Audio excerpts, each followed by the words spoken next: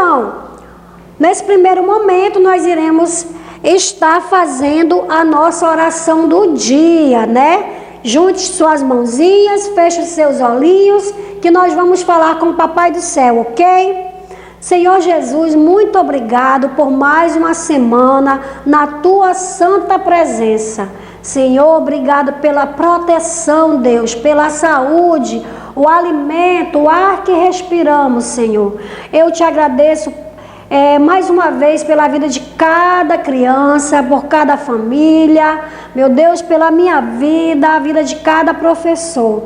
Senhor, fica conosco, dá-nos um fim de semana abençoado, Senhor, na tua presença, cheio de saúde e proteção.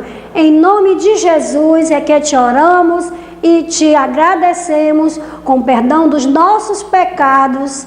Amém. Vamos para a nossa chamadinha de hoje. Vamos lá, eu espero que todos estejam presentes, assistindo às nossas videoaulas, ok? E ressaltar que logo nós iremos estar juntos aqui na escola Professora Filamita Lima, aqui em nossa sala de aula, ok? Quarto ano. Então vamos lá. Chamada, atenção, número 1, Carlos Eduardo de Souza Barros. 2, Danilo de Almeida Bastos Júnior. Número 3, Felipe dos Santos de Souza. 4, João Pedro Maia Lima. 5, Joaquim Andrade Lima. 6, Lucas Miguel Menta de Oliveira. 7, Nicolas Freitas Ramos da Costa. 8, Osemir Silva da Silva. 9, Pedro Emanuel Rodrigues Pinheiro. 10, Paulo Victor dos Santos Teixeira. 11, Pietro Leão de Oliveira. 12, Rauan Assis Souza Bessa. 13, Richard Oliveira Lima. 14, Stephanie Magalhães Ferreira. 15, Ana Júlia dos Santos Pereira. Muito bem, hoje nós teremos aula de arte. Vocês já sabem, não é? Então pegue aí o livro de arte de vocês, quarto ano, e vamos para mais uma aula. Vocês vão abrir o livro nas páginas 13 e rapidinho. Nas páginas 12, 13 e 14, ok? Deixa eu corrigir aqui. Páginas 12, 13 e 14 do livro de arte de vocês. Vamos começar aqui pela página 12. Vamos lá, quarto ano. Olha o título da nossa aula de hoje aqui em cima. Fotógrafo do tato. Fotógrafo do tato. Acompanhe a leitura, ok? Mas, professora, o que significa isso? Fotógrafo do tato. Bom, eu vou ler um pouquinho aqui para vocês. Qual o nome difícil de pronunciar? Você pode dizer Elwin Bouchard. Eu acho que é essa a pronúncia. O fotógrafo Everett Bankvar, né? Um nome diferente, um nome em inglês, né? Tem um jeito só dele usar a sua câmera. Então, esse fotógrafo, ele tem um jeito próprio de fotografar. Eu acredito que todos conhecem o fotógrafo, né? O que é o fotógrafo? É aquela pessoa, né, que trabalha utilizando as suas câmeras fotográficas, né? Para tirar foto, para registrar os momentos das pessoas, né, da vida das pessoas. Por exemplo, os eventos, né, de aniversário, de nascimento de crianças, de casamentos, né, e vários outros eventos. Então você vai lá, contrata esse profissional, né, o fotógrafo, para registrar, tirar fotos, fazer as filmagens, né, dos momentos das pessoas. Então esse é o trabalho de um fotógrafo. Então aqui fala que esse fotógrafo aqui do livro, né, ele ficou cego aos 11 anos de idade. Então, quando ele tinha 11 anos, ou seja, quando ele era uma criança, ele ficou cego, ou seja, ele perdeu a sua visão. Que é triste, né? Uma criança ficar cega, porque como é bom você poder enxergar as coisas. Quer ver? Vamos fazer um teste aí. Você vai agora fechar os seus olhinhos. Todo mundo vai fechar os olhos, inclusive eu. Vamos lá, vou fechar meus olhos. O que vocês estão enxergando, hein, crianças, nesse momento? Eu não estou enxergando absolutamente nada. Nesse momento que eu estou conseguindo enxergar, são luzes aqui por cima, um clarão só. Mas eu não estou conseguindo enxergar a minha sala de aula, a nossa sala de aula. Eu não estou conseguindo enxergar, né, o que tem aqui dentro, as cadeiras. Eu sei que aqui tem um armário, né, mas eu não estou conseguindo ver. Eu sei que aqui está o nosso quadro, né, eu posso tocar, mas não estou enxergando. Então, pode abrir os olhos. É muito ruim, né, você perder a sua visão, né? Você é acostumado a enxergar e de uma hora para outra você ficar cego, né? Então aconteceu isso com ele, com o fotógrafo Eugui Bouchard, né? Aos 11 anos ele perdeu a visão. E aos 16 anos ele tirou a sua primeira foto.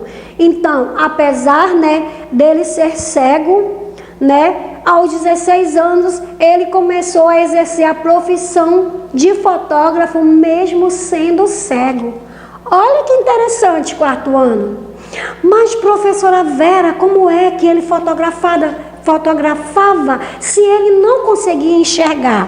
Bom, com a ponta dos dedos, né? A pessoa que é cega, ela consegue enxergar com a ponta dos dedos. Por exemplo, vou fechar meus olhos, eu não estou enxergando, né? Então, eu vou começar a palpar as coisas, né? Eu vou conseguir enxergar pelo meu tato, né? Que é um dos nossos 5 sentidos, né? Eu já sei que vocês sabem, né? Que nós temos 5 sentidos. Quais são eles? A visão, né? Que são os nossos olhos. O olfato, né? Que é o cheiro, né? Que a gente sente o cheiro pelo nariz. O paladar, que é a nossa boca, a nossa língua, que nós sentimos o gosto dos alimentos, né?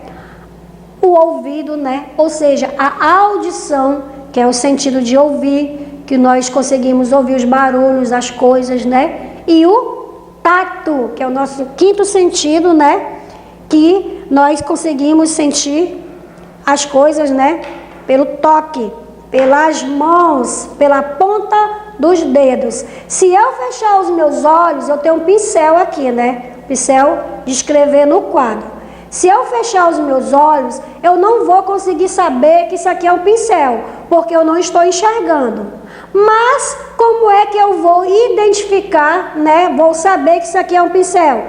Se eu fechar os meus olhos e apalpar o pincel, né? Pelo formato, pelo toque, pelo tato, eu vou saber que isso é o pincel. Da mesma forma o livro, né? O quadro eu vou apalpar. Então as pessoas deficientes visuais, né? Ou seja, as pessoas cegas, elas conseguem enxergar pelo tato. E foi o que aconteceu com esse fotógrafo aqui. Ele começou a fotografar, né? Através do tato. O que ele fazia? Com a ponta dos dedos ele tateava, ou seja, ele tocava os objetos e os rostos das pessoas e assim conseguia enxergá-las. E enxergava também as formas do mundo ao seu redor para fotografar.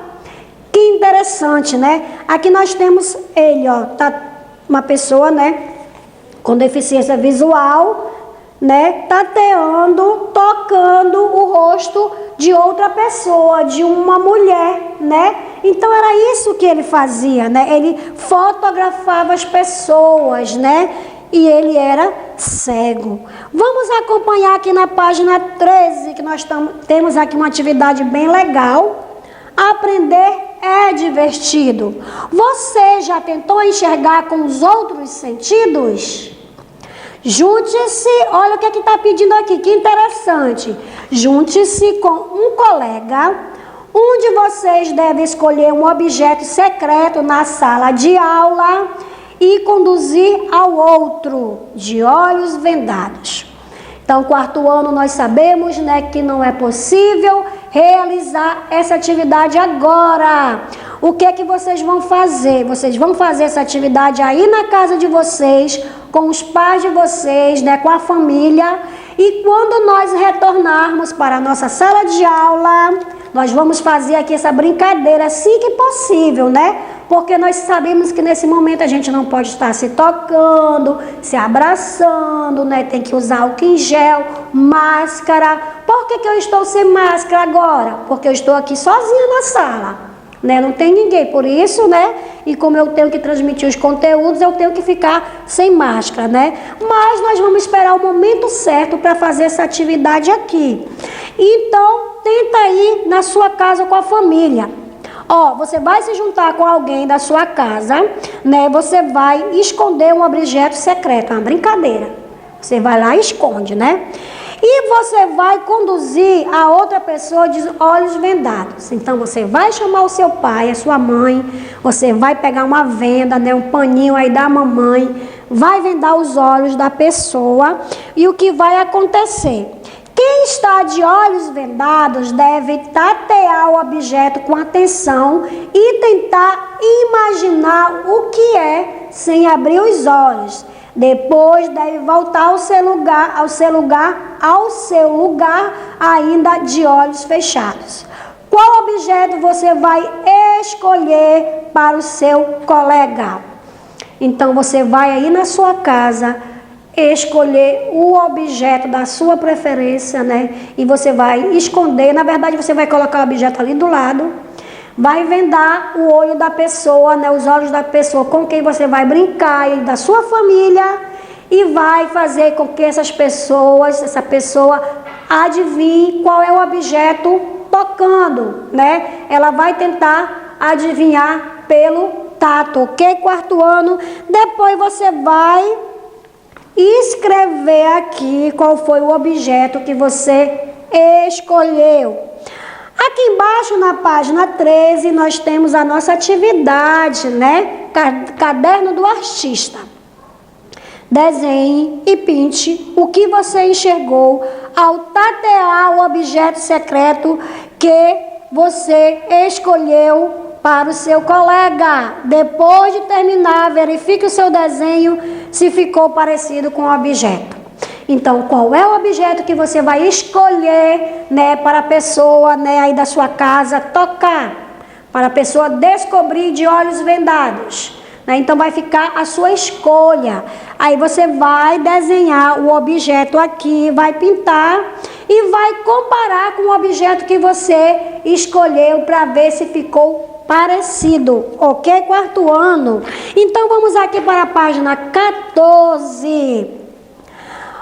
Bancar diz que a cor do Brasil é vermelho. Será? Será que o nosso país, será que o nosso Brasil é vermelho? Bom, aqui diz que na imaginação dele ele acha isso, porque o Brasil tem a mesma cor do tronco do pau-brasil. Ou seja, o pau-brasil era uma árvore, né? Então, quando o Brasil foi descoberto lá no ano de 1500, né? Vocês lembram quem foi que descobriu o Brasil? Foi Pedro Álvares Cabral, né? Mas isso a gente vai ver na disciplina de história, né? Então, quando ele descobriu o Brasil, ele achou uma árvore chamada pau-brasil. E essa árvore, ela tinha um tronco vermelho. Então, Bancar, né?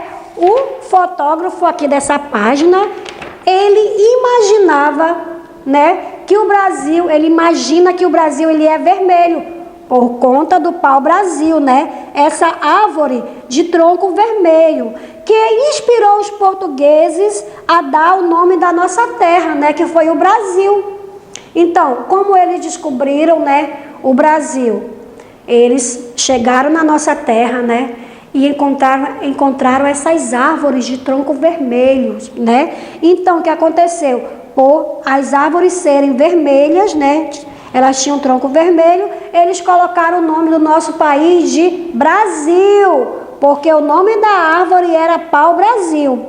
Então, o fotógrafo conhece as cores por causa das lembranças de infância, né? Quando ele ficou cego, né, esse fotógrafo, ele, como eu falei, ficou cego aos 11 anos.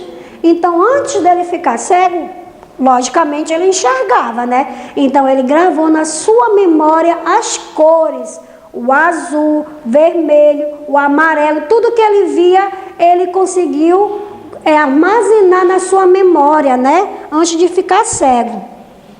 Então, essas lembranças da infância dele ficaram na sua mente, né? Antes dele perder a visão. Para ver a cor verde, ele recorda uma planta que crescia à margem de um rio perto da sua casa. Com o auxílio da memória, ele imagina como são as coisas que não consegue enxergar. Então, do verde, né? Do vermelho ele lembra do pau-brasil.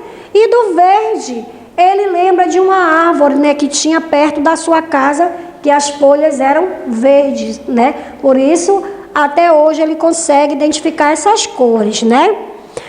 Para você, qual é a cor da sua cidade? Então, para Banvá, a cor, né, do Brasil é vermelho. E você, né? Para você, qual é a cor da sua cidade? Qual é a cor de Manaus? Você pode aí usar a sua imaginação, né? E vai escrever aqui nessas duas linhas. Ah, professora, para mim a cor de Manaus é verde, a cor da esperança. Que maravilha! Então você vai escrever aqui.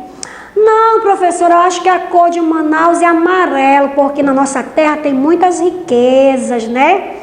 Ah, então você pode escrever aqui. Não, eu prefiro verde porque tem as matas, né? A nossa flora, né? Então, vai ficar a seu critério, ok? Quarto ano, façam essas atividades, tá bom? Qualquer dúvida, vão lá para o meu privado, perguntem, tirem suas dúvidas, tá bom? E um excelente final de semana para cada um de vocês, com muita saúde, proteção e muito amor em seus coraçãozinhos, ok? Beijo, até mais!